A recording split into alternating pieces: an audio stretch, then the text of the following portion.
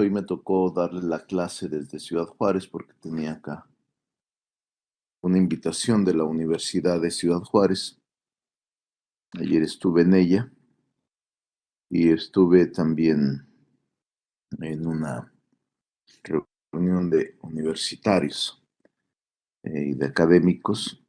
Por eso es que hoy les estoy dando la clase desde Ciudad Juárez.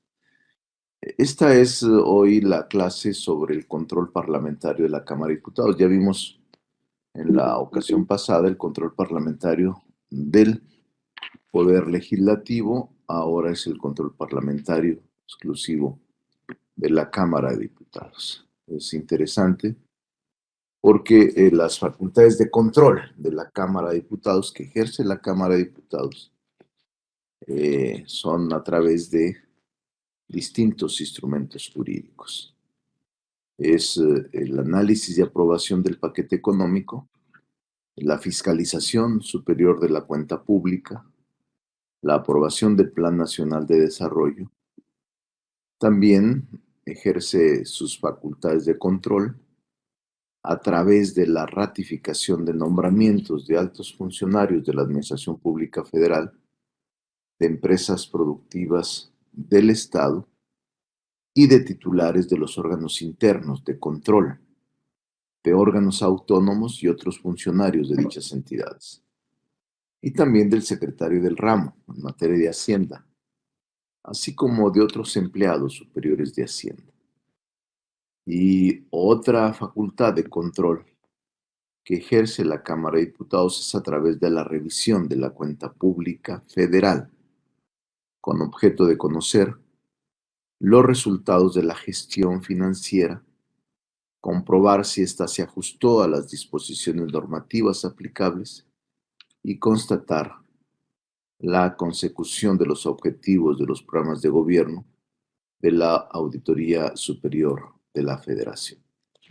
En el caso del control presupuestal y financiero, que quizás sea uno de los principales de las facultades de control más importantes que ejerce la Cámara de Diputados, el nacimiento de las asambleas representativas está íntimamente relacionado con el control financiero y presupuestario.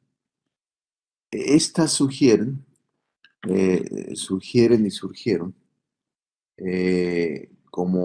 primero, surgieron como medio para que los representantes de las primeras asambleas legislativas pudieran manifestarse en torno a la concesión o denegación de subsidios o tributos reclamados por los monarcas a cambio de autorizar ingresos. Recuerden ustedes que ya revisamos esto cuando veíamos los antecedentes históricos, cómo en el mundo las asambleas legislativas o los órganos deliberativos legislativos o los embriones de asamblea legislativa eran convocados por el rey y casi siempre eran para efectos económicos, para fijación de impuestos o para préstamos que el rey debería de adquirir frente a problemas financieros del reino o del imperio. Así es como las asambleas exigían el establecimiento de ciertas disposiciones y condiciones para su aprobación. De esta manera, este tipo de control quedó asignado desde siempre de manera casi exclusiva y preponderante al Parlamento y era una función específica, tradicional e importante de los órganos legislativos. En el caso mexicano, uno de los instrumentos del control externo de la administración pública es el control presupuestario y financiero, el cual recae fundamentalmente en la Cámara de Diputados, exclusivamente en la Cámara de Diputados, en tanto órgano representante de la soberanía popular. Dicha función, la función presupuestal, es altamente técnica y especializada. Eso es lo que se supone. Dicha función contempla el análisis, discusión y aprobación de dos importantes documentos legislativos con un alto carácter técnico. La Ley de Ingresos y el Presupuesto de Egresos de la Federación. De ahí que el Estatuto de la Organización Técnica y Administrativa y del Servicio Civil de Carrera de la Cámara de Diputados, en unos artículos, creo que es el 42, le da atribuciones al Centro de Estudios de Finanzas Públicas para analizar las iniciativas del presupuesto, ley de ingresos, leyes fiscales y criterios generales de política económica, que son los instrumentos financieros que cada año, desde, si mal no recuerdo, agosto, incluso antes, va presentando periódicamente el Ejecutivo a la Cámara de Diputados. Esto es la función presupuestal, el control presupuestal y financiero. El gobierno requiere de gastos públicos. ¿Qué son los gastos públicos? Ustedes lo saben.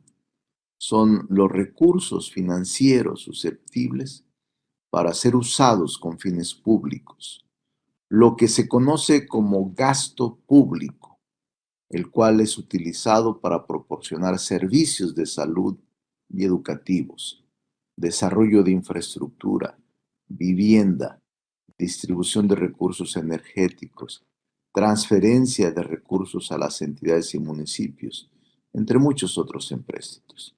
Eh, ¿Cuál es el origen de los recursos financieros?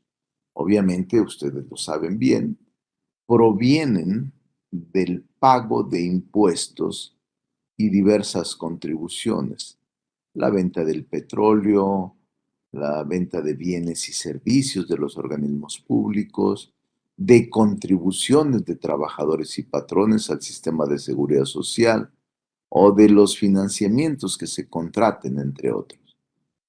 Todo lo anterior, todo esto, es lo que contiene la ley de ingresos, que ahí sí es facultad de control de ambas cámaras, lo ejercen ambas cámaras. El presupuesto de egresos, ya lo saben ustedes, es una facultad de control exclusiva de la Cámara de Diputados. La ley de ingresos obedece y continúa todo el trámite de una ley en la que requiere su aprobación por ambas cámaras. A partir de que el Congreso de la Unión recibe el paquete económico, comienza su proceso de análisis y discusión, modificación y aprobación, con el fin de someterlo al Pleno en los términos que marca la ley. ¿Cuáles son estos términos? En la facultad exclusiva de la Cámara de Diputados de aprobar cada año el PEF, previo examen, discusión y modificación del presupuesto enviado por el Ejecutivo, una vez aprobadas las contribuciones que a su juicio deben decretarse para cubrirlo, el presupuesto y las erogaciones plurianuales para algunos proyectos de inversión en infraestructura, las erogaciones correspondientes deben incluirse en el original presupuesto, pero también cuando son plurianuales en los presupuestos subsiguientes. Entonces, este paquete económico, así lo llaman técnicamente. Ustedes recordarán que incluso para efecto de medios de comunicación, para efecto de comunicación política y parlamentaria, normalmente hablan de el paquete económico, el paquete económico.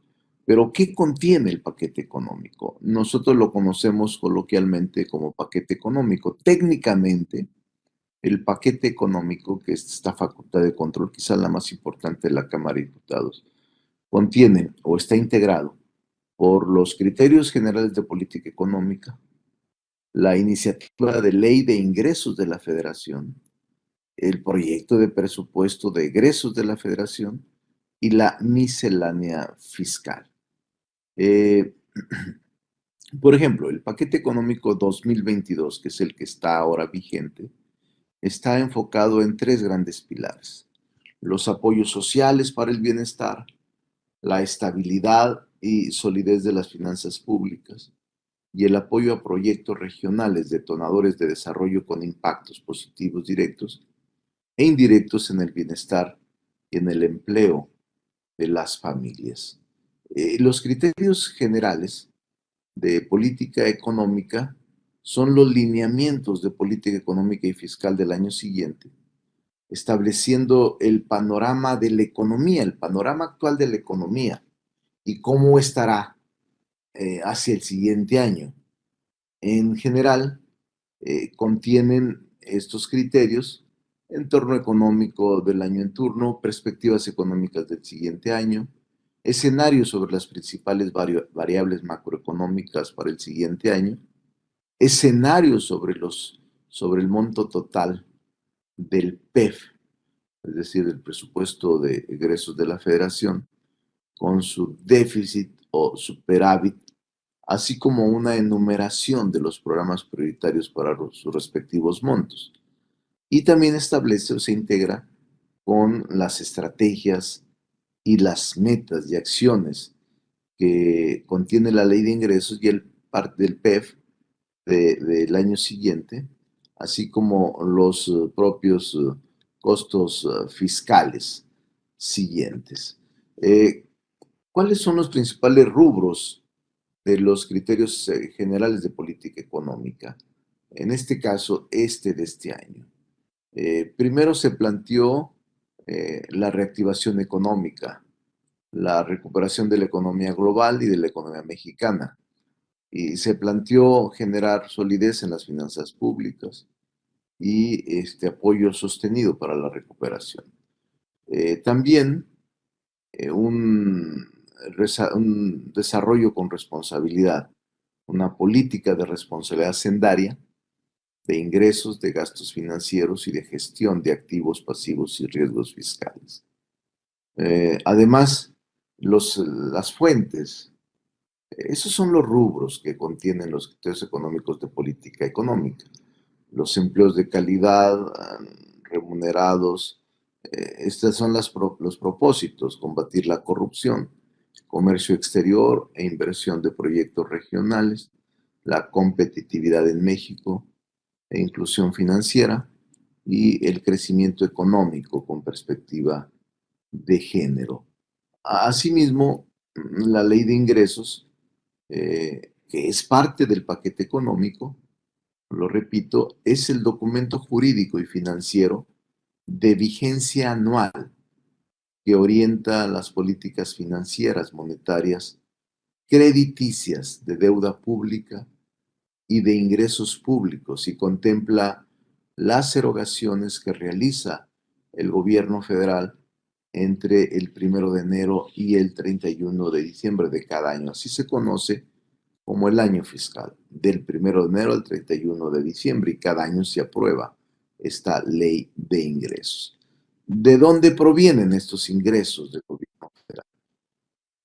Ya lo dije, los obtiene de impuestos, cuotas y aportaciones de seguridad social, contribuciones de mejoras, derechos, productos, aprovechamientos, ingresos por venta de bienes, prestación de servicios y otros ingresos, participaciones, aportaciones, convenios, incentivos derivados de la colaboración fiscal y fondos distintos de aportaciones, transferencias, asignaciones, subsidios, subvenciones, pensiones, jubilaciones e ingresos derivados del financiamiento.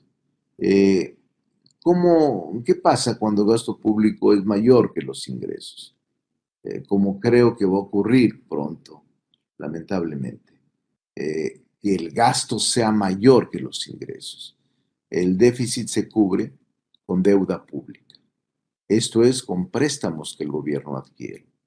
La Cámara de Diputados, la de Senadores, autorizan el cobro de recaudación, eh, normalmente autorizan el ingreso de la la ley de ingresos de la Federación, que es enviada al Ejecutivo a través de la Secretaría de Hacienda y Crédito Público. A diferencia, el PEF, este, que solo es aprobado por la Cámara de Diputados.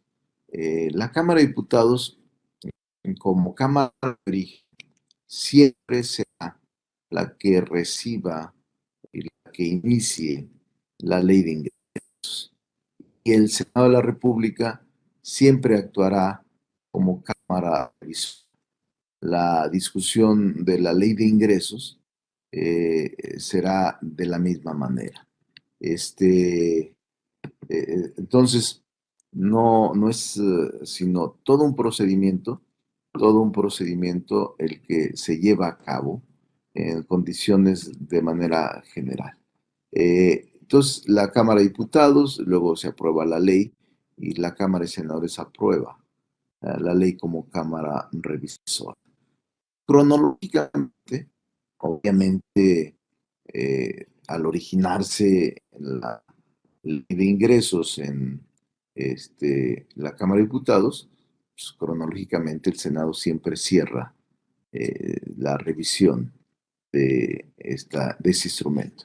Y es importante comentarlo con ustedes, porque esta semana se dio un evento que no se previó, por ejemplo, en el presupuesto de egresos, ni en la ley de ingresos, ni en los criterios de política económica, porque no se pensó, por ejemplo, que la inflación sería tan devastadora como consecuencia de la pandemia.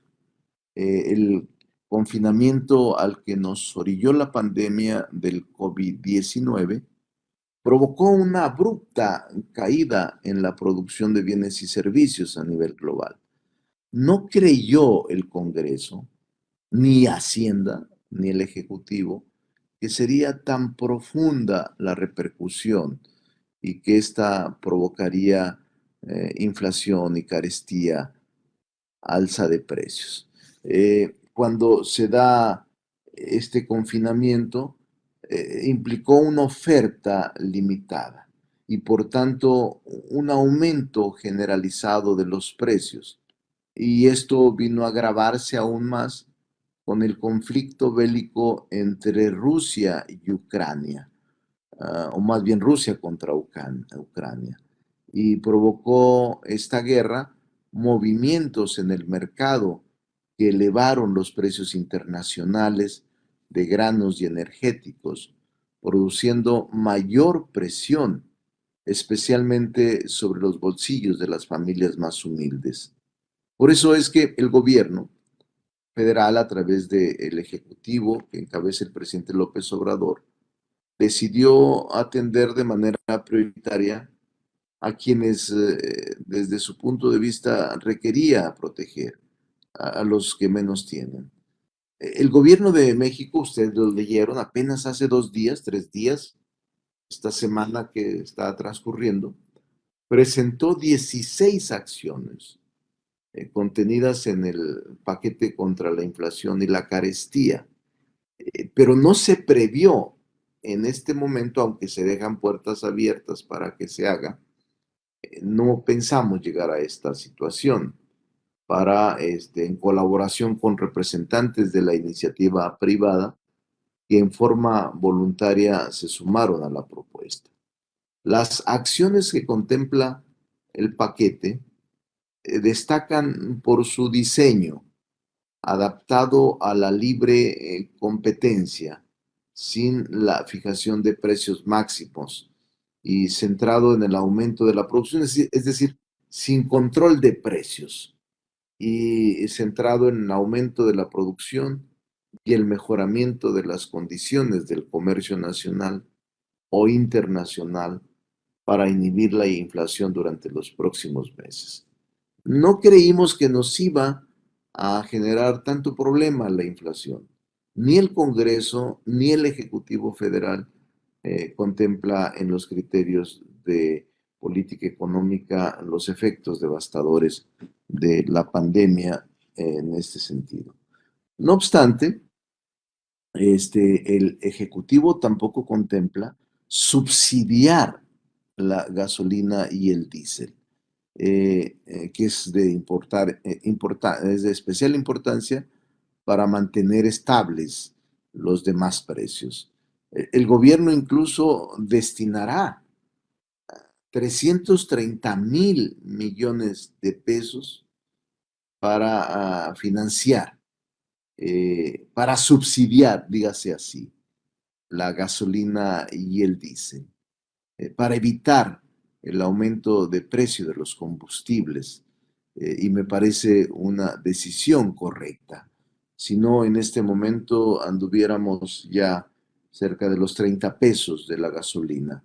Entre las acciones para mejorar la producción, destacan la ampliación del programa de entrega de fertilizantes de 5 a 9 entidades federativas, la creación de un programa emergente de fertilizantes orgánicos, la guerra de Rusia contra Ucrania también nos provocó escasez de algunos bienes y servicios, en este caso fertilizantes orgánicos, y se plantea en el plan la siembra, el incremento de la siembra de maíz, frijol y arroz mediante un programa especial.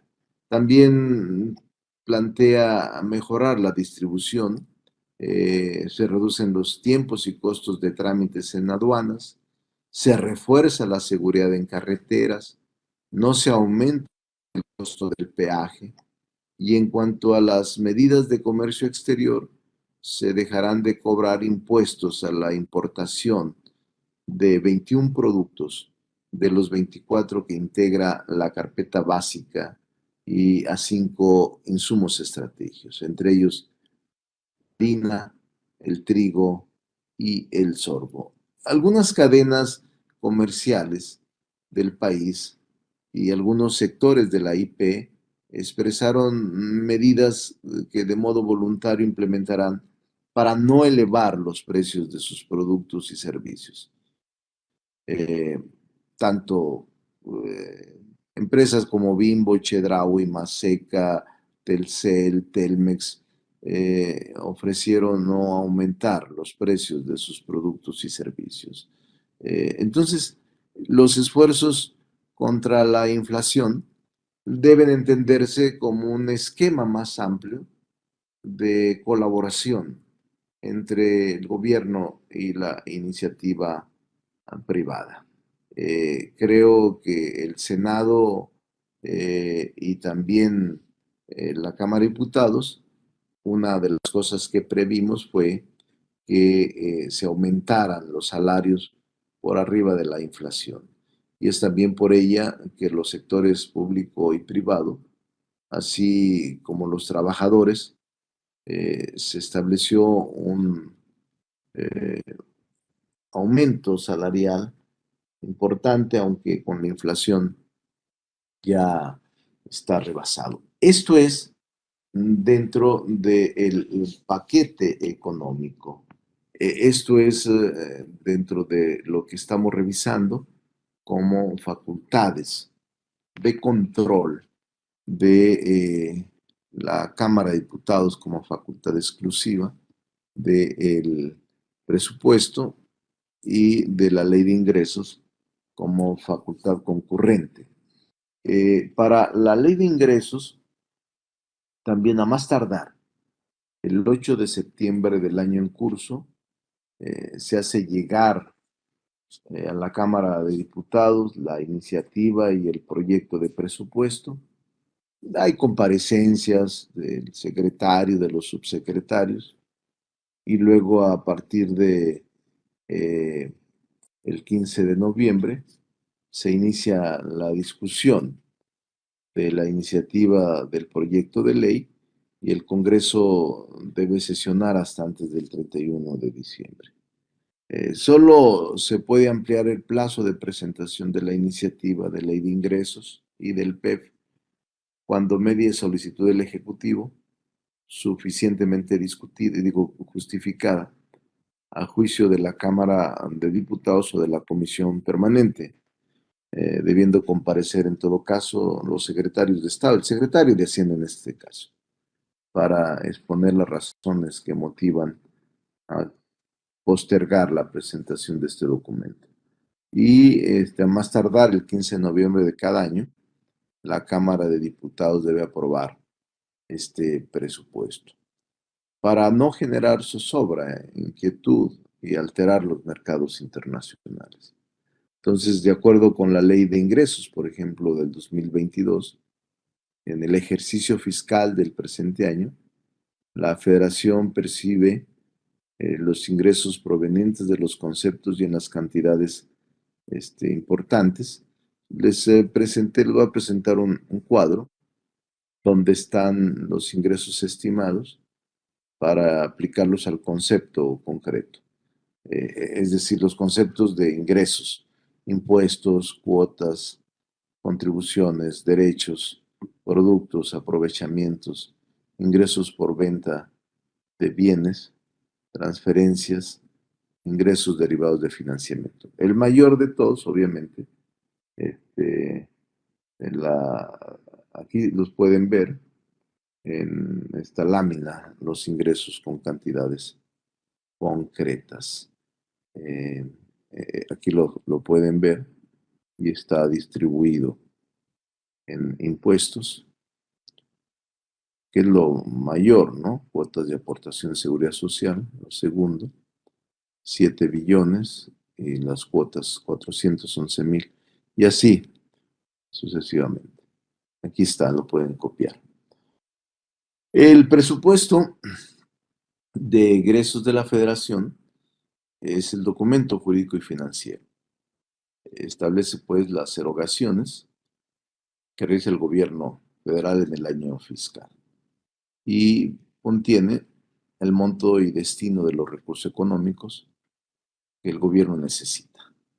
El instrumento de finanzas públicas y de políticas públicas más importante del país, porque aquí se determina la erogación y el financiamiento para proporcionar servicios educativos, de salud, construir carreteras, viviendas, apoyo al desarrollo del campo, generar y distribuir electricidad, garantizar la soberanía y seguridad nacional, procurar e impartir justicia, desarrollar actividades legislativas, transferir recursos a los estados y municipios y sostener relaciones con otros países para atender el costo financiero de la deuda, entre muchos otros.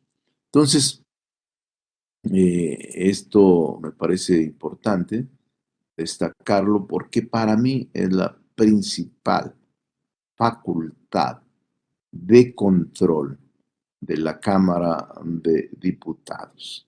Es quizá lo que más le interesa al Ejecutivo de todo el año, su presupuesto sin el cual no puede ejercer su función como Ejecutivo Federal para cubrir los gastos que requiere en la Federación. El presupuesto eh, de supuesto de egresos de la Federación se presenta y contiene, se puede clasificar en, de manera administrativa, de acuerdo a sus funciones y programáticas, de manera económica, geográficas, incluso de género, que ahora se han estado aplicando rubros en política de género. Una vez aprobado el presupuesto de egresos, el Ejecutivo Federal, a través del sector de Hacienda, imprime los tomos sectoriales para cada uno de los ramas administrativos y los envía a la Cámara de Diputados para que puedan ser consultados por toda la población. El presupuesto de egresos de la Federación para el ejercicio fiscal 2022 tiene un gasto neto total de 7.088.250 millones de pesos, cifra que corresponde a lo programado en la Ley de Ingresos de la Federación para el ejercicio fiscal. Claro, contemplamos un precio para el petróleo, pero por la guerra se fue a las nubes el petróleo. De ahí se van a obtener, del excedente de petróleo, se van a obtener los 330.000 millones de pesos que se destinarán al subsidio de gasolina y diésel. En términos de la Ley Federal del Presupuesto y Responsabilidad Hacendaria, también contempla la posibilidad de crear un déficit en el PEF. El PEF 2022, que contiene este déficit que normalmente es para adquirir deudas, si así se requiere, se autoriza por el Congreso. Para este año se contempló un déficit presupuestal de 875.000 millones de pesos. Es la facultad que le otorga, en esta facultad de control, la Cámara de Diputados al Ejecutivo Federal. Es decir, poder adquirir empréstitos o deuda por esta cantidad. No quiere decir que necesariamente la vaya a ejercer, hasta ahora no se ha ejercido, pero tiene esa facultad y esa posibilidad que le otorgó la Cámara al Ejecutivo Federal. Ahora les voy a presentar en alguna lámina también el presupuesto de algunas entidades federativas y de los poderes de la Unión, también de algunos órganos autónomos previstos en el PEF. ¿Cómo están distribuidos?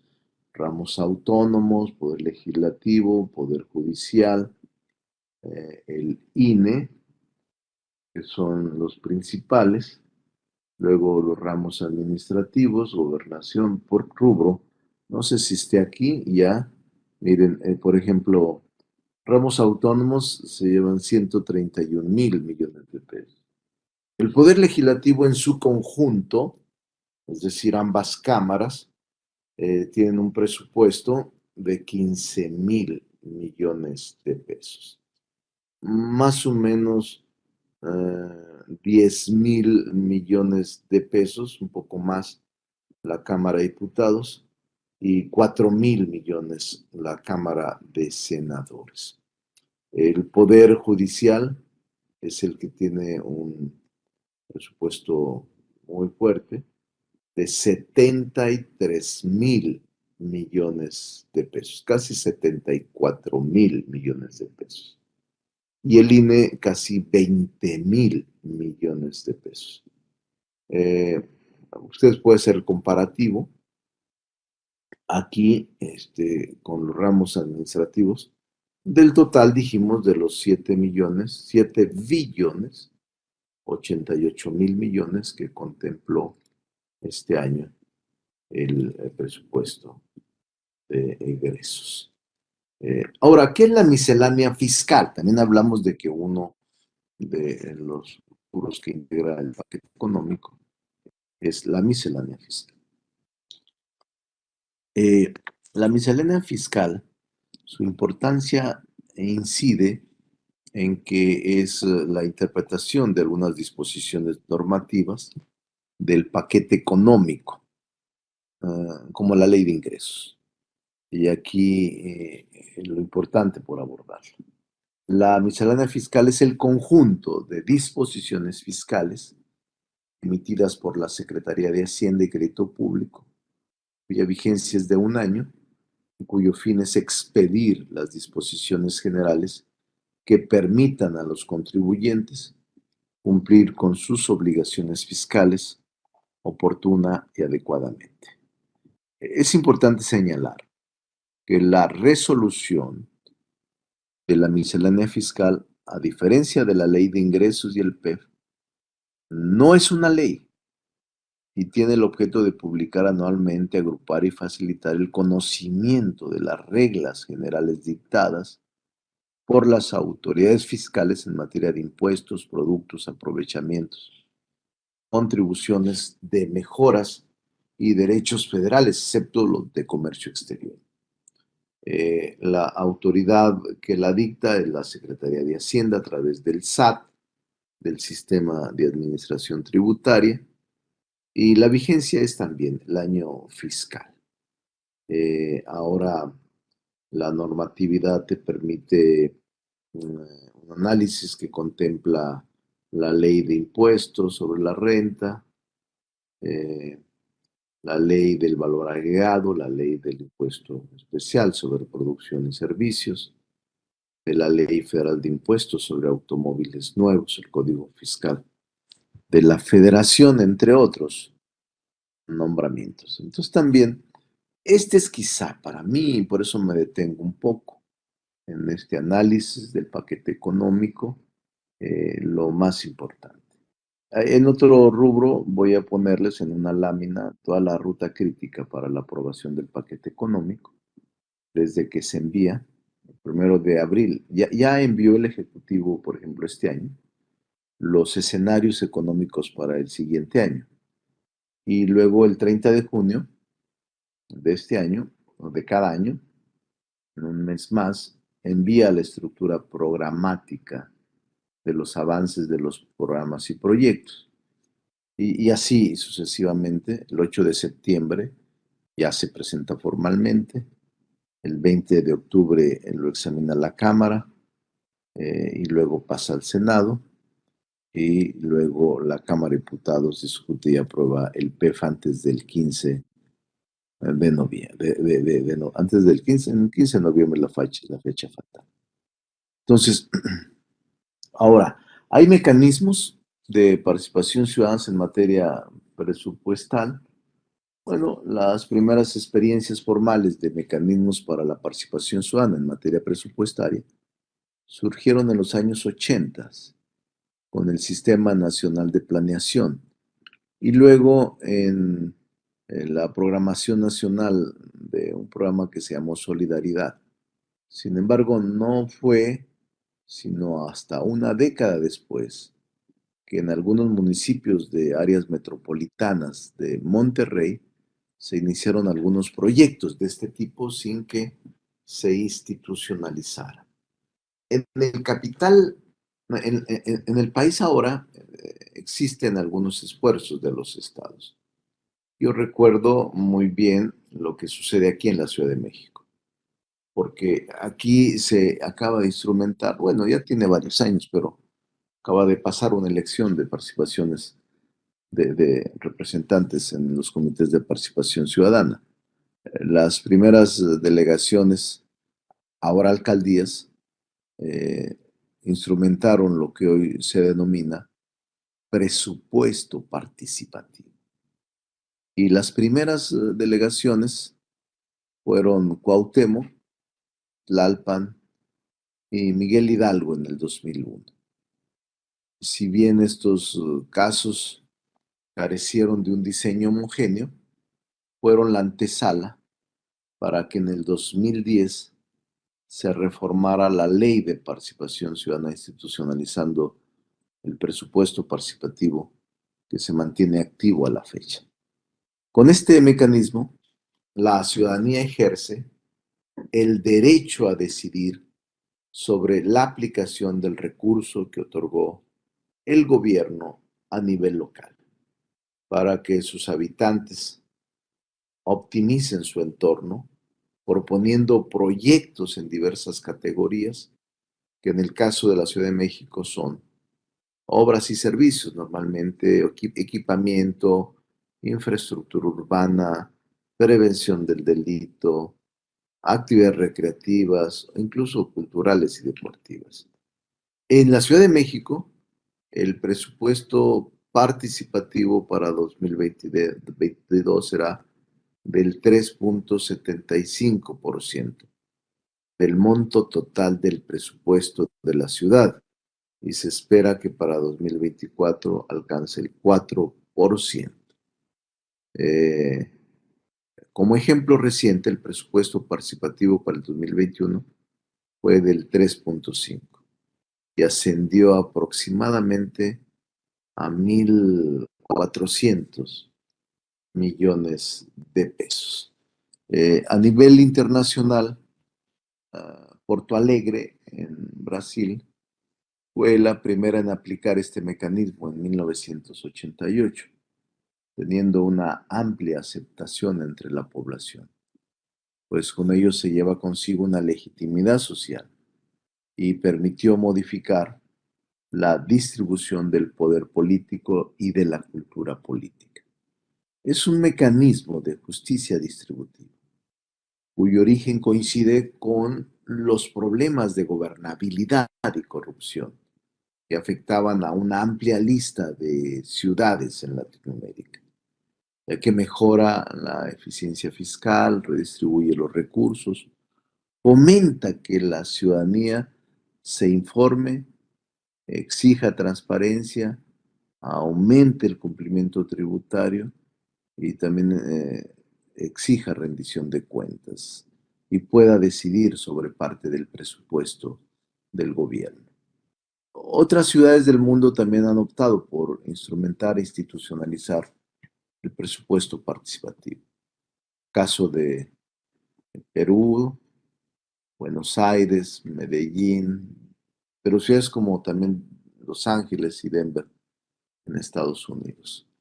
Eh, Ahora bien, recuerden que la fiscalización superior de la cuenta pública es una facultad exclusiva de la Cámara de Diputados y es otra de las facultades de control.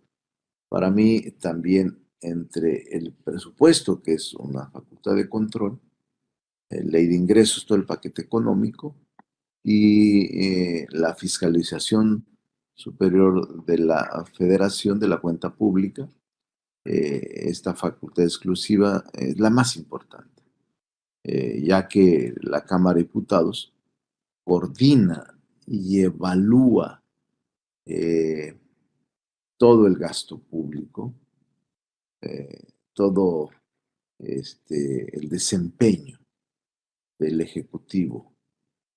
Al revisar la cuenta pública, con el objeto de evaluar los resultados de la gestión financiera y comprobar si se ha ajustado a los criterios señalados por el presupuesto, así como verificar el cumplimiento de los objetivos contenidos en los programas.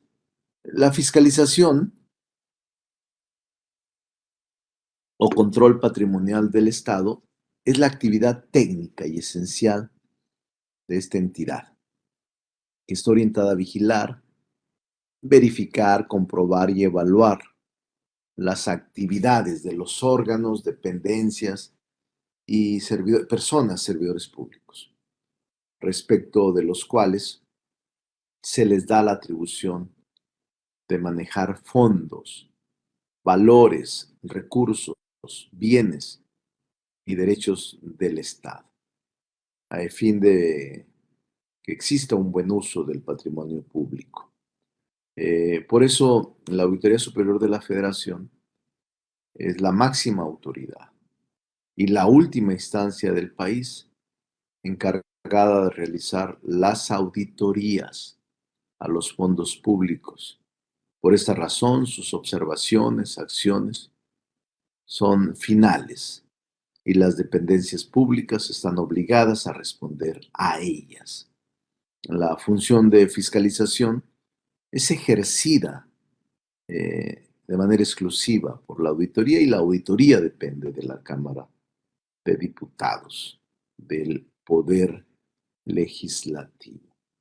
La otra facultad de control, les decía, es la aprobación del Plan Nacional de Desarrollo. El Plan Nacional de Desarrollo es la ordenación racional y sistemática de acciones provenientes de las atribuciones del presidente de la República. Tiene como propósito la transformación del país de acuerdo con el marco jurídico mexicano. La ley de planeación prevé que dicha planeación debe orientarse a un desarrollo equitativo, incluyente, integral, sustentable y sostenible del país, con perspectiva intercultural y de género, y debe atender a la consecuencia de los fines sociales y económicos previstos en la Constitución. Por eso este documento es considerado como un documento estratégico que sistematiza las acciones que durante el sexenio planea efectuar el titular del Ejecutivo Federal en materia de regulación y promoción de la actividad económica, social, política y cultural, de protección al ambiente y aprovechamiento racional de los recursos naturales, que por cierto, yo ahí en ese sentido yo estoy particularmente preocupado en todo lo del cambio climático, medio ambiente y los desafíos que ya tenemos enfrente en materia de cambio climático. También la propuesta del Plan Nacional de Desarrollo se envía a la Cámara de Diputados. Es una facultad exclusiva para eh, este propósito de la Cámara de Diputados. Y la aprueba la Cámara de Diputados, eh, hace observaciones al Plan Nacional de Desarrollo y hay una vinculación entre el Plan Nacional de Desarrollo y toda la parte de política económica, el paquete económico. La Cámara tiene autorización y facultades para hacer comparecer a todos los secretarios vinculados con este Plan Nacional de Desarrollo, con las iniciativas. El que envió la primero Plan Nacional de Desarrollo en este país fue el presidente Lázaro Cárdenas. Él presentó en el 34 al 40, que solo en aquel tiempo eran 6 años, antes eran 4, pero fue él quien presentó por vez primera el plan sexenal de desarrollo 34-40. Sin embargo, como tal, el Plan Nacional de Desarrollo, primer Plan Nacional de Desarrollo ya autorizado con esas letras y con rubro y con la Constitución y la ley, contemplándolo, fue presentado por Miguel de la Madrid en el 82, 82-88. La otra facultad de control de la Cámara de Diputados es una función importantísima, trascendente, de control parlamentario. Es el nombramiento de la Cámara de Diputados de algunos funcionarios y la ratificación de otros. Como son,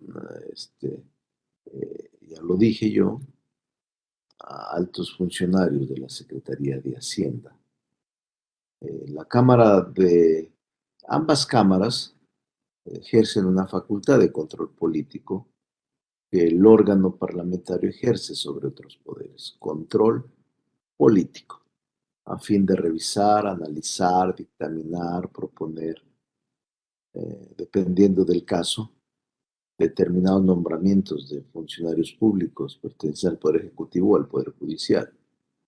Los actos de nombramiento y de ratificación otorgan legitimidad a quien es designado de manera colegiada para desempeñar un cargo público y abordar la autonomía del Congreso. Si la designación es de manera directa por la Cámara de Diputados, se trata de un acto autónomo de responsabilidad parlamentaria.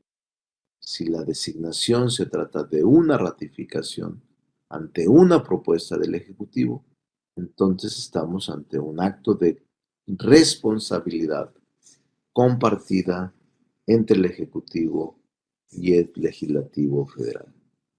En el artículo 74 se faculta de manera exclusiva a la Cámara de Diputados para ratificar el nombramiento que el presidente hace del secretario de Hacienda, así como de los demás empleados superiores de Hacienda, salvo que se opte por un gobierno de coalición, que aunque se prevé no ha ocurrido en México, en cuyo caso se optaría por lo dispuesto en otro párrafo del 76 constitucional. No obstante, en dicho precepto no se agota la totalidad de nombramientos que está a cargo de la Cámara de Diputados, sino que dicha función de control se encuentra prevista en diferentes disposiciones de la Constitución Federal. Eh, Gran parte de las reglas procedimentales de los nombramientos de la Cámara, a diferencia del Senado, se realizan por acuerdo parlamentario, no está en la ley. El procedimiento genérico de nombramiento, a reserva de que cada procedimiento de nombramiento tenga características diferentes en atención a la naturaleza concreta de cada cargo, por lo general el nombramiento de altos funcionarios sigue en mayor o menor medida una ruta crítica.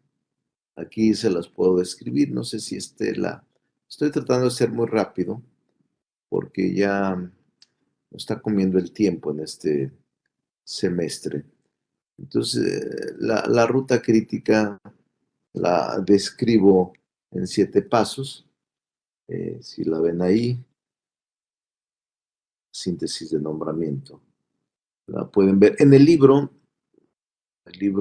de consulta de mi autoría, están todos los nombramientos, tanto del Senado como de la Cámara de Diputados, de todas las nombramientos como facultad de control del legislativo sobre el ejecutivo o el judicial.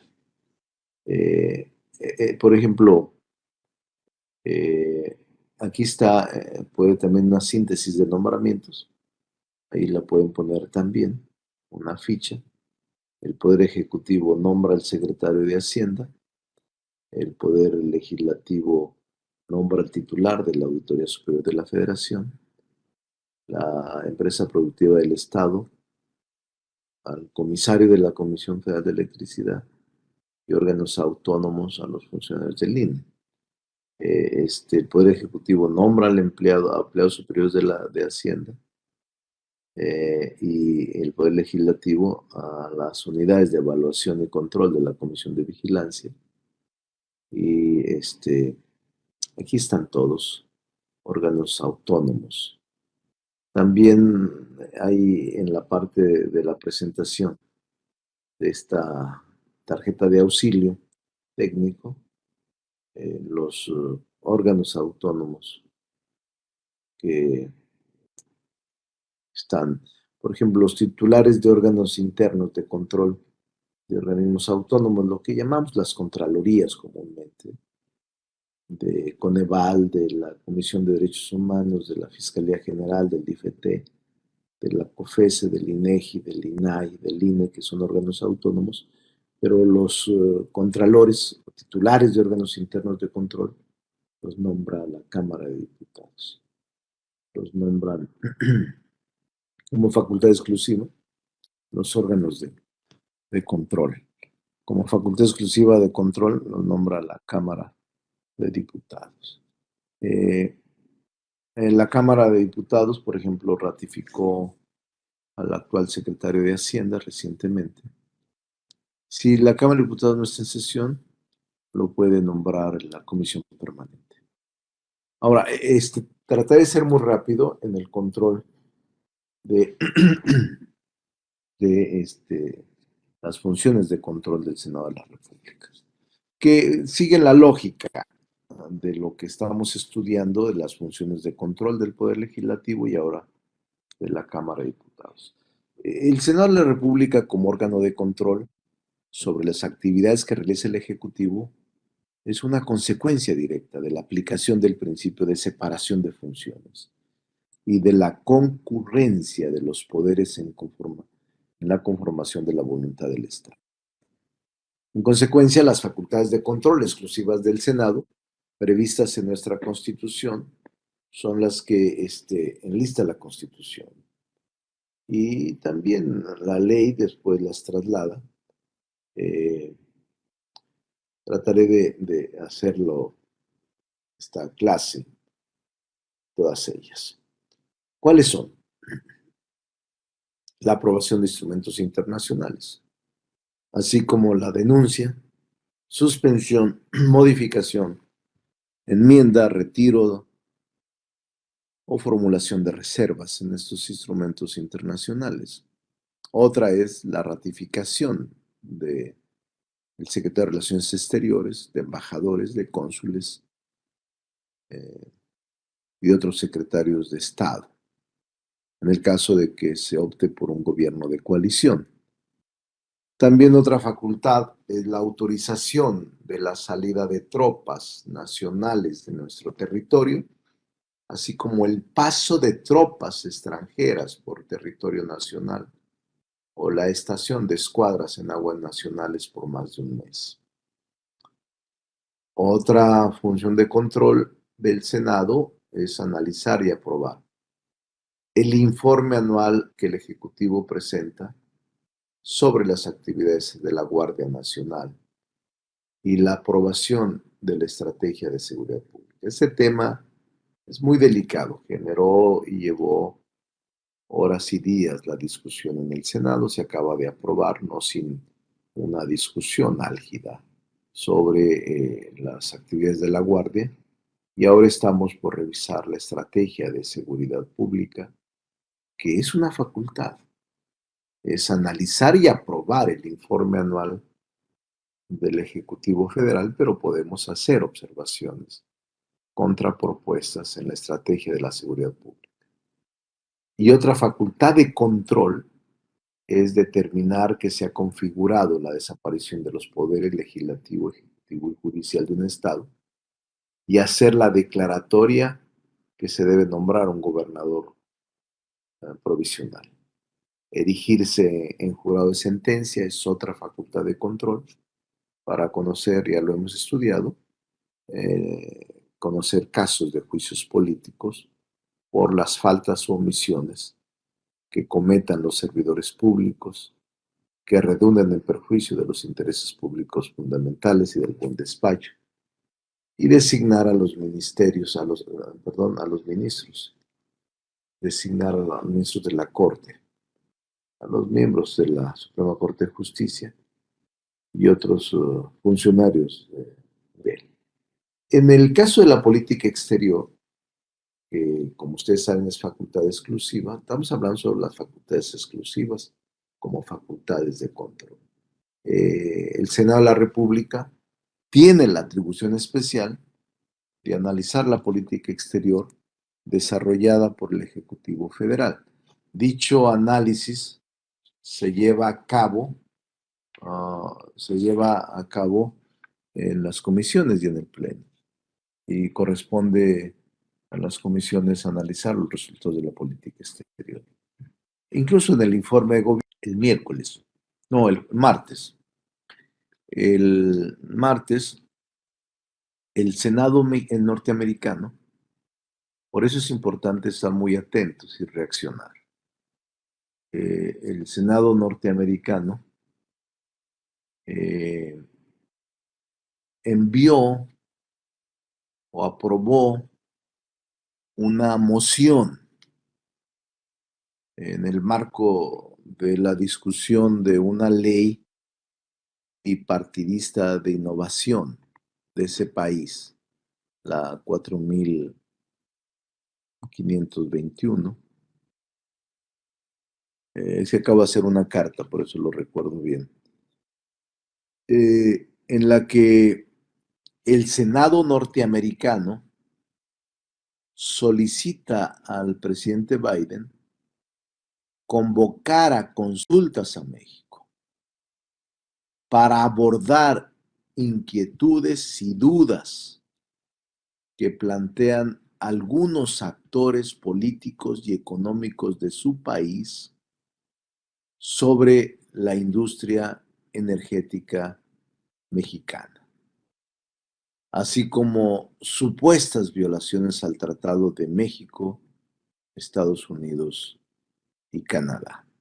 Es un recurso político del Senado norteamericano que sostiene que por las dudas que plantean algunos actores políticos y económicos de ese país, es importante hacer consultas con México sobre recursos energéticos. En este sentido, el TEMEC representa una piedra angular para el desarrollo económico de la región de América del Norte, Estados Unidos, México y Canadá, el cual el tratado cae en esta facultad de control legislativo, de control parlamentario, que es la ratificación o no del TEMEC, en el cual las partes firmantes establecimos de común acuerdo derechos y obligaciones en diversas materias, como en el sector de la energía y las inversiones. Por eso ayer yo envié una carta como presidente de la Junta de Coordinación Política a Patrick Lilly. Patrick es el presidente pro tempore del Senado de Estados Unidos de América. Y le envié una carta con el ánimo de precisarle que la política energética del gobierno de México tiene su sustento en la Constitución y que se encuentra en concordancia, en congruencia con el capítulo 8 del TEMEC. ¿Qué dice el capítulo 8? Quizás sea el capítulo que más trabajo costó negociar al gobierno mexicano con el norteamericano fundamentalmente. El capítulo 8 del TEMEC, y ahí fue el presidente intransitable. Recuerden ustedes que el Tratado de Libre Comercio se firmó con Salinas, el TEMEC, el TLC, Telecán, en el 1991, si mal no recuerdo, 92, por ahí. Pero en los 90, con Salinas. Y el TEMEC lo firmó el presidente Peña Nieto en su último año, los últimos meses. Incluso se creyó que no lo firmaría el presidente López Obrador, como habría de firmarlo un presidente de izquierda, si históricamente nos habíamos manifestado contra este tipo de instrumentos internacionales, porque las asimetrías eran diferentes y siempre perdían los países débiles. Sin embargo, yo soy de los convencidos de esta firma y de esta ratificación. Pero el capítulo 8 del TEMEC, que se refiere a los recursos energéticos, porque me tocó a mí negociar la ratificación, intervenir de manera muy clara y muy firme. El capítulo 8 del TEMEC señala que la propiedad se reconoce en el capítulo 8 por los tres países suscribientes, los tres países firmantes. Se reconoce que la propiedad directa, inalienable e imprescriptible del Estado mexicano sobre los hidrocarburos.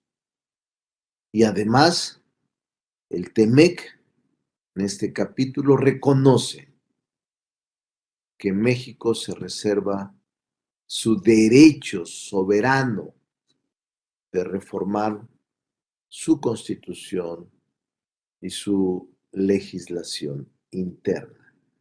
Por lo que desde nuestro punto de vista no procede consulta alguna sobre este tema, que es muy claro y que firmaron los tres países. Es decir, no estamos dispuestos a reabrir o a renegociar el capítulo 8 del TEMEC. Nosotros no acompañaríamos esa decisión en el caso de que se hiciera. Y digo nosotros, no hablo de la totalidad del Congreso, sino de la mayoría que conforma el Congreso y que no puedo hablar por los otros grupos parlamentarios. Pero es un asunto que lo veo con mucha claridad. Desde la firma del TEMEC había una actitud cerrada y fuerte de querer involucrarse en la negociación de hidrocarburos de México para poder abrirlo a la inversión extranjera o para poder negociar acuerdos entre los tres países. Ahí el presidente López Obrador fue intransigente y dijo, prefiero no firmar que entregar el petróleo que es de todos los mexicanos. Por eso, la empresa productiva del Estado, Pemex, es una prioridad y la idea es que brinde servicios eficientes de mejor calidad y precio.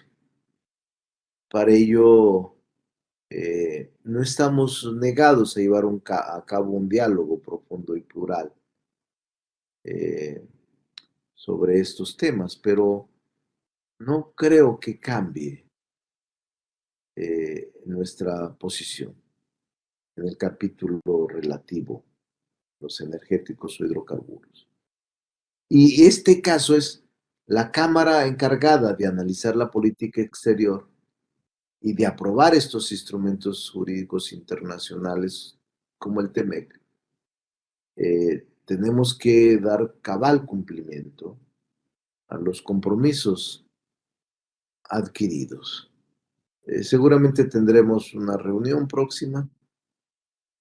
Ayer tuve una llamada con un par de senadores norteamericanos que obviamente quisieran dialogar sobre el tema. Está bien, pero no vamos a modificar, creo yo, esa es mi posición personal, este tema que fue clave en el TEMEC. Es más, les puedo asegurar que hubiera el presidente negado a firmar si no se mantiene esa cláusula de la exclusividad de los hidrocarburos en ese sentido, como quedó plasmado. Entonces, esta es parte de nuestra obligación, pero también de las facultades de control parlamentario que ejerce el Senado sobre la política exterior de México. Entonces, también está, como ustedes lo saben, la obligación de que embajadores y cónsules sean ratificados por el Senado y presenten sus respectivos informes anuales por escrito al Senado de la República, en donde deberán considerar las acciones realizadas en su circunscripción, comparadas al año inmediato anterior. Ese informe se presenta en enero como parte del informe anual que presenta el secretario en materia de política exterior. El análisis de la política exterior incluye también asuntos de acuerdos internacionales. Entonces, es muy importante este tema. Cada enero se presenta el informe y el secretario comparece. Entonces, es facultad de control parlamentario muy importante. Obviamente, la facultad exclusiva para aprobar, les repito, los tratados internacionales y convenciones diplomáticas que firma el Ejecutivo a nombre del Estado mexicano, así como su decisión de denunciar de suspender, de modificar o de enmendar o emitir reservas o retirar reservas o incluso formular declaraciones interpretativas de los mismos. Una forma eh, muy clara de la política exterior es esta que acaba de suceder. El gobierno norteamericano, a través del Senado, quisiera reabrir este tema energético, a consecuencia del rechazo de la reforma eléctrica, donde tuvieron un papel definitivo el gobierno norteamericano, sin duda. Tuvo una capacidad sorprendente de cabildeo en el Congreso, sin duda. Y obviamente, obviamente, valga la expresión reiterada, y es enorme la influencia por los intereses que se manejan. Por eso es muy importante esta facultad de Congreso, facultad del Senado como facultad exclusiva, la aprobación de instrumentos internacionales. Resulta sumamente importante tener mucho cuidado con los instrumentos internacionales que debemos ratificar.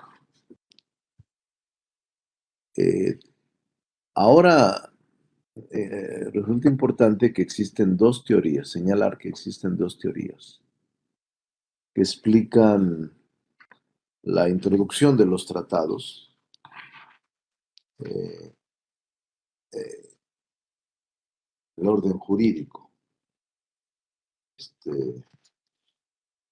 La teoría monista, que ve al orden eh, internacional y nacional como uno solo, y gracias a dicho enfoque, los tratados internacionales se incorporan de manera automática al orden jurídico de un Estado, una vez que cumplen el proceso de creación de un instrumento internacional y su promulgación en derecho interno. Y la teoría dualista, que considera al orden internacional y nacional como diferentes, para el cual los tratados internacionales requieren que reproduzcan o que se reproduzcan en una ley de derecho interno a través de una reforma a la legislación secundaria para finalmente incorporarse. ¿Cuál es la teoría que adopta México? ¿La monista o la dualista? En el caso de México, se apega a la teoría monista, que ve al orden internacional y al nacional como uno solo, de acuerdo con la Constitución. ¿Por qué? Porque el legislador consideró que los tratados formaran parte de manera automática del derecho interno. Cuando el Senado los aprueba, el Ejecutivo lo ratifica y se promulga a través de su publicación en el Diario Oficial de la Federación. Forma parte de la jerarquía de leyes de manera automática en el país. Esta facultad es determinada como un factor de equilibrio entre poderes, ya que al ser aprobada o aprobados estos instrumentos internacionales, recuerden ustedes, se convierte en ley suprema en toda la Unión. Los tratados internacionales, esto lo establece el artículo 133 constitucional. Por ello, la aprobación es necesaria, toda vez que la verificación de la constitucionalidad del derecho internacional se realiza en el marco preestablecido por el Poder Legislativo. Voy a ponerles como ejemplo en la tabla algunos instrumentos internacionales aprobados recientemente durante este año. No sé si me puedan ayudar.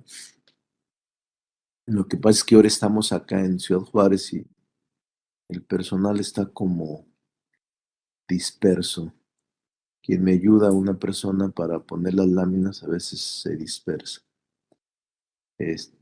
Bueno, es algunos ejemplos. El acuerdo sobre el reconocimiento mutuo y la protección de las denominaciones de las bebidas espirituosas.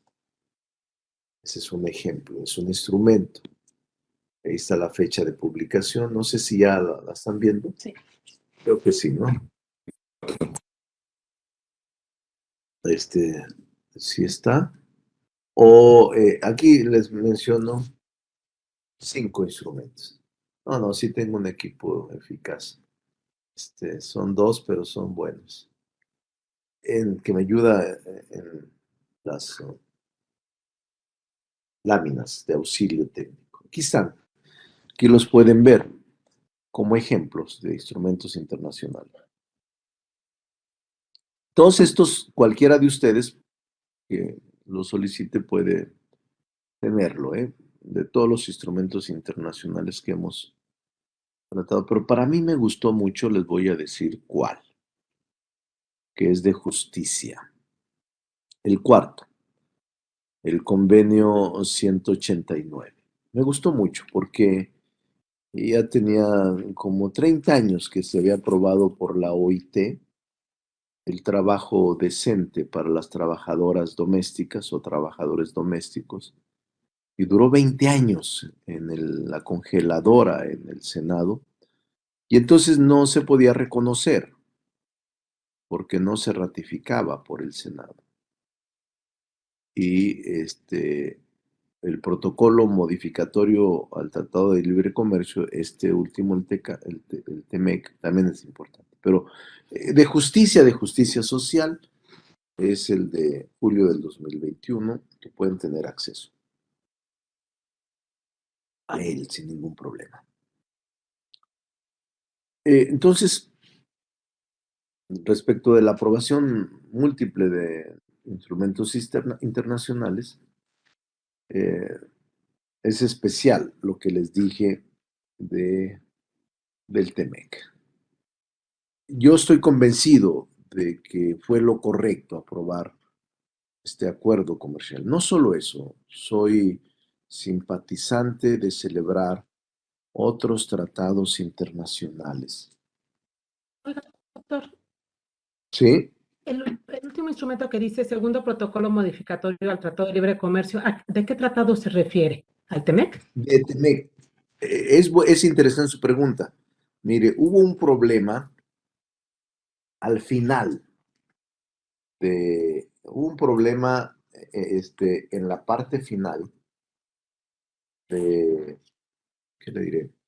Aprobamos, en el Senado aprobamos el TEMEC, y luego surgió en Estados Unidos al mismo tiempo que estábamos aprobándolo en el Senado norteamericano, por influencia de una organización obrera, de una central obrera, el tema laboral, recuerden ustedes, de que tenía que ser igualado el salario de trabajadores de la industria automotriz fundamentalmente, en México, Estados Unidos y Canadá.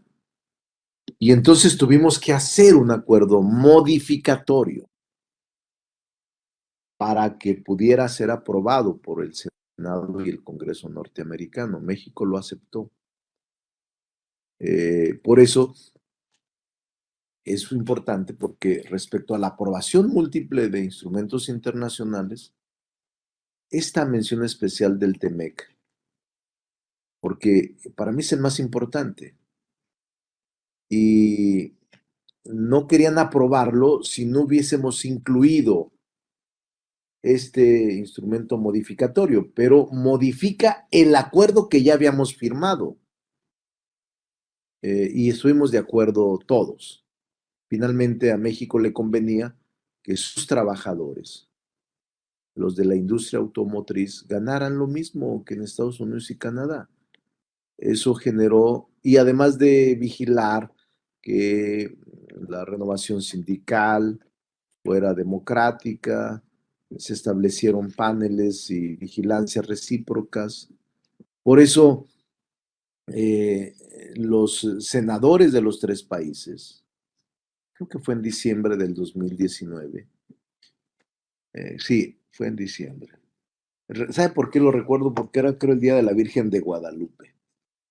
Entonces, mm, este, en diciembre del 2019, el Senado aprobó el protocolo modificatorio.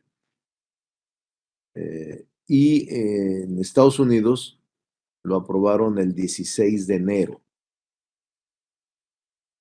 Y el Senado canadiense lo firmó el 13 de marzo.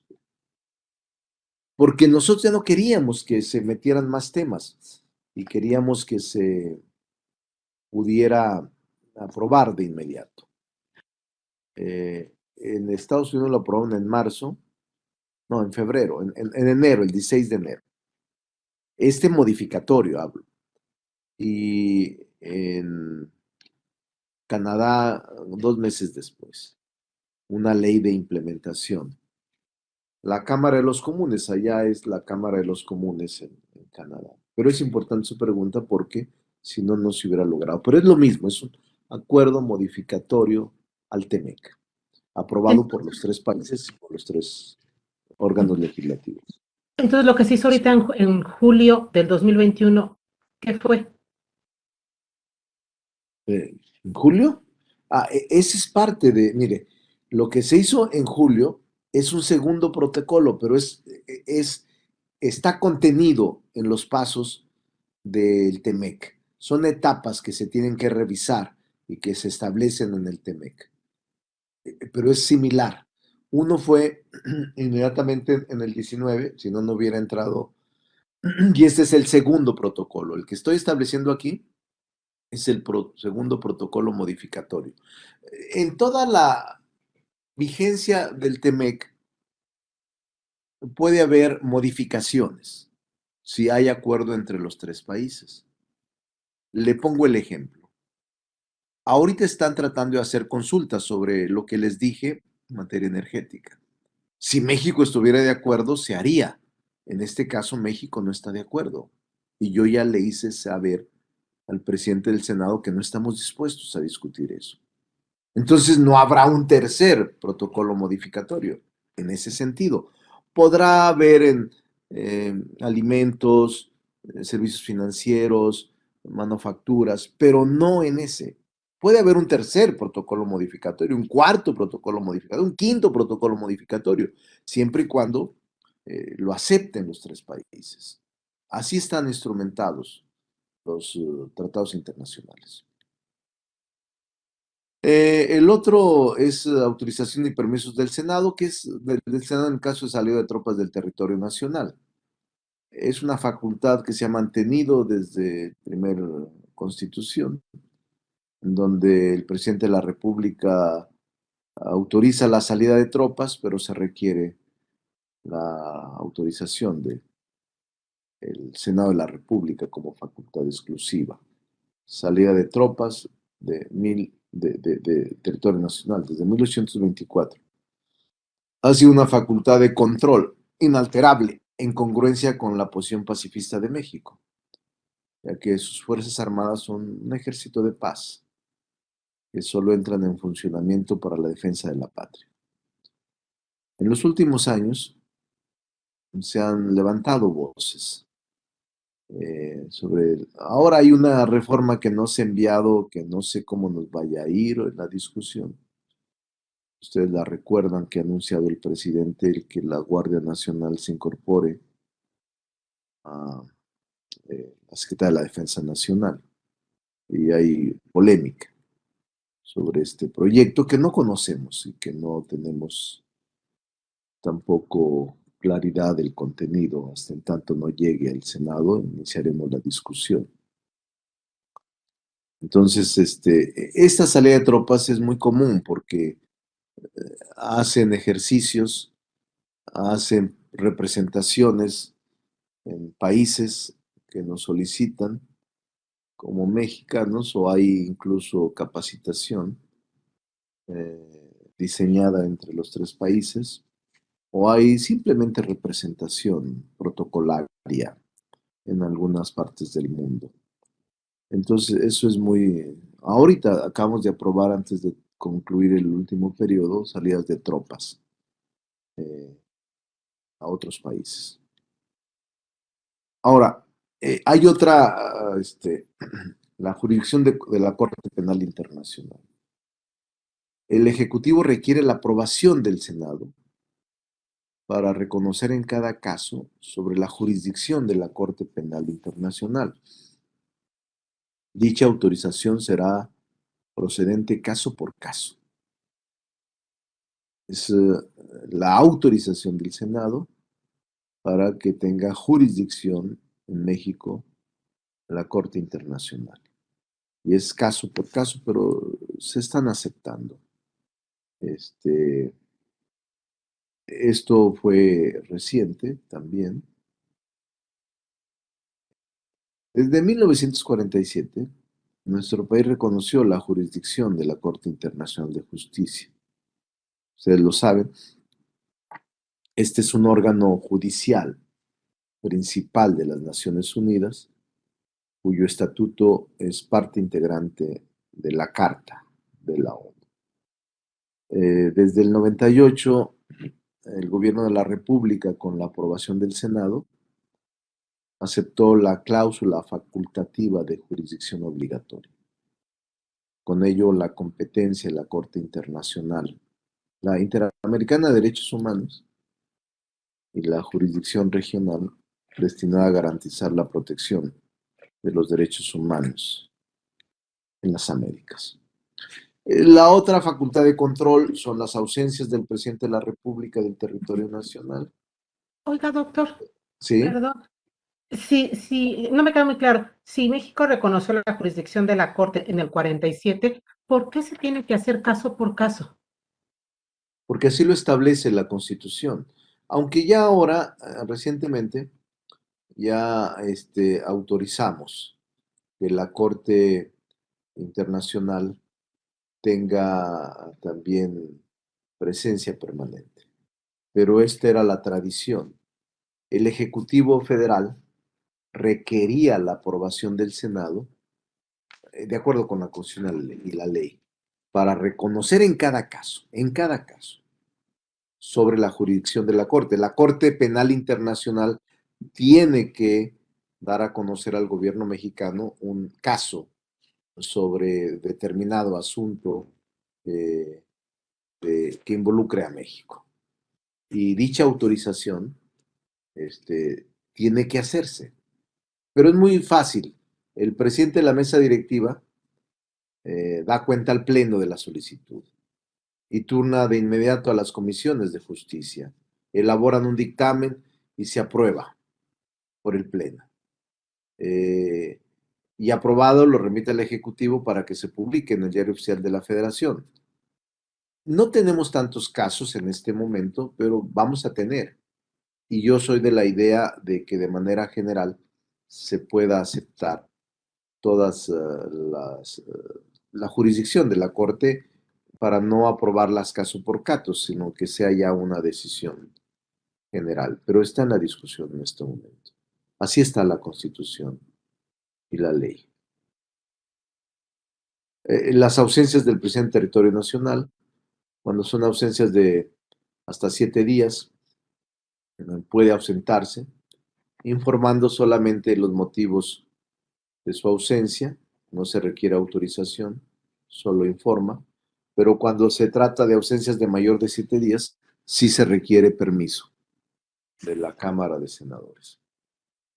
Como antecedente para ejemplificar dicha facultad, les decía yo, recuerdo en el 2002, yo era gobernador, el Senado negó al presidente Vicente Fox viajar a Estados Unidos y Canadá. Antes era en cualquier salida, aunque fueran horas o días, menos de 7, se requería la autorización del Senado. Y negó al presidente Fox salir aquel año, porque decía el Senado que su visita tenía un carácter más privado que oficial. Y es una decisión parlamentaria sin precedente en la historia del país, porque no se había visto una negativa de este tipo. Recuerdo ahí que el PAN tenía 40 y tantos votos, pero la oposición tenía 70, entonces se negó. Y en esta misma negativa, solo en el 96, Ernesto Zedillo les había dicho, canceló una gira por Estados Unidos, como vimos la clase pasada. Creo que la clase pasada, la Cámara dejó en suspenso, ni aprobó ni desaprobó, simplemente no lo sometió a la consideración del Pleno y dejó en suspenso la decisión de aprobar o no el permiso. Por lo que el mandatario prefirió cancelar la visita. En el caso de Fox sí se canceló, sí se negó. 40 contra 70 votos, algo así. El otro tema muy importante que es nuevo a partir del 19, dado que es una institución nueva, es la aprobación del informe de la Guardia Nacional. Mediante esta reforma se otorgó a la facultad de analizar y aprobar el informe anual que el presidente de la República presente en relación con las actividades de la Guardia Nacional y se le dio atribuciones al Ejecutivo para disponer de esta de acuerdo con la Ley General de la Guardia Nacional. Entonces el informe se presenta ante el Senado y en el segundo periodo de sesiones y el Senado lo aprueba o no dentro de los días siguientes. Aquí les comentaba que fue muy álgido el debate. Y aprobar el informe de la Guardia Nacional es una de las facultades de control. Sí. Y la otra es la desaparición de poderes, que ya lo hemos visto con amplitud. Los supuestos es otra facultad de control cuando la desaparición de poderes y declaración de gobernador provisional. Es otra facultad. Y erigirse en jurado de sentencia, que también ya lo hemos analizado, cuando hay juicio político y cuando hay un funcionario. El Senado, de por medio, el Senado se erige en jurado de sentencia para conocer de la acusación que haga la Cámara de Diputados en contra de diversos servidores públicos esta materia. Erigirse en jurado de sentencia. Y aprobar la Estrategia Nacional de Seguridad Pública, que estamos en este momento, ese tema. Nombramientos del Senado de la República. Les voy a poner aquí otra de las tablas de auxilio técnico, cómo se da el procedimiento abreviado, en el caso del Senado de la República, como referencia general y al igual que en el caso de Cámara de Diputados. Por lo general, el proceso de ratificación de nombramiento sigue en mayor o medida una ruta crítica. Aquí la tienen, que pueden, no sé si ya la tengan en su pantalla. Y también algunos de los nombramientos del Senado de la República, el Poder Judicial, Poder Administrativo, órganos autónomos. Todas estas facultades son facultades de control parlamentario sobre Poder Judicial, sobre Poder Ejecutivo y sobre órganos autónomos. Lo pueden ver también ahí y lo pueden copiar. Y no sé si ya los tengan los dos. Y el nombramiento del Senado de la República, que es el secretario responsable del control interno del Ejecutivo Federal. Bueno, es el de la función pública. Ese es también otra ratificación que le corresponde al Senado de la República, ratificar al titular de la Secretaría de la Función Pública, que el último de ellos fue Roberto Salcedo Aquino. Bueno, jóvenes, aquí termino, concluyo esta clase, porque tengo que viajar por tierra a Chihuahua. Entonces, a la capital, estoy en Ciudad Juárez. Estudien esta parte última de los nombramientos del Senado, las dos últimas, pueden copiar las dos últimas fichas o tarjetas técnicas. Y la semana que entra voy a revisar sus tareas. Ya las tengo y tengo ya la evaluación. Quiero platicarlas con ustedes, así de que prepárense porque les voy a preguntar sobre las últimas, que son 3 tareas, 2 tareas, 2 tareas, que son precisamente la iniciativa de ley que hoy entregan. Hoy entregan el acuerdo parlamentario. La iniciativa de ley, pero falta, si mal no recuerdo, no faltaba el príncipe o faltaba alguna reseña que no hemos evaluado. Ahí la tengo, ¿no? Para revisar la semana que entra. La clase, una parte de la clase la vamos a revisar juntos en la evaluación. Y muchas gracias, buen fin de semana. Y veremos el viernes, si les parece bien.